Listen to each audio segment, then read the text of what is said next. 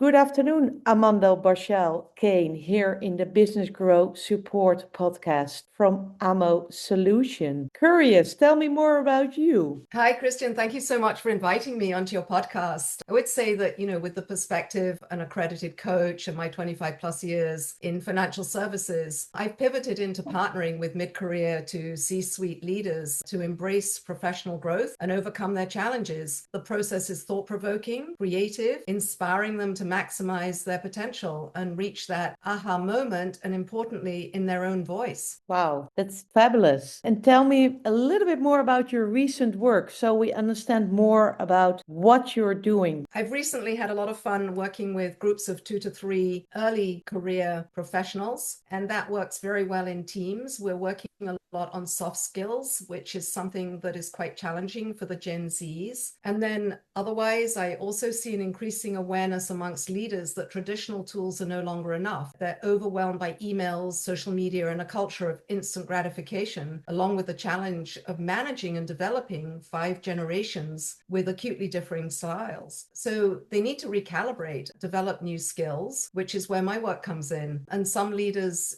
might even have now 2 to 3 coaches. One of the most exciting projects I'm working on now is with women between the ages of 45 and 55 when they're reaching their peak career opportunities and also dealing with a lot of changes in life, including menopause. So, what do you experience with this specific group of women? I would say the most challenging thing is there are many, many changes going on within one's body. There's an increase in stress, in sleep patterns, in the ability to make fast decisions. And I think that just takes a certain amount of support. What we're not doing is addressing that. And I think it's very important to put it out there and allow women to feel like this is normal and that they should have this extra support while they're also managing top challenging jobs. And you guide them on that journey of change. I'm very curious, what is your perspective on leadership growth at C-suite level? Leadership growth is somewhat stagnant, I would say, in terms of women. Unfortunately, the data shows us that there's not really been a whole lot of movement in the last 7 to 10 years on women breaking through into boards and more C-suite levels. And I'm a huge proponent addressing male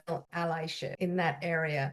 We have to accept that if men hold probably 70% of those top positions, then we need male allyship to recognize the value and I'm saying the economic value of more diverse teams. Very well said. And in that perspective, I'm curious, what do you think, what drives fast business growth nowadays? I would say access to financing, strong communications, and the knowledge to utilize AI. That's a buzzword. So AI, how is that changing strategy and performance? What you can see from your perspective in business? The ability to use AI at a minimum for modeling, research, and analytics that can be achieved in minutes rather than weeks is a game changer. And you're seeing that reflected in time to market, reduced costs, and hiring practices. Robotics should also be discussed in the same context. And you are using AI as well in your coaching journey with mentees? I use it extensively in my research. Well, it goes back to taking a deeper dive into what women are dealing with during this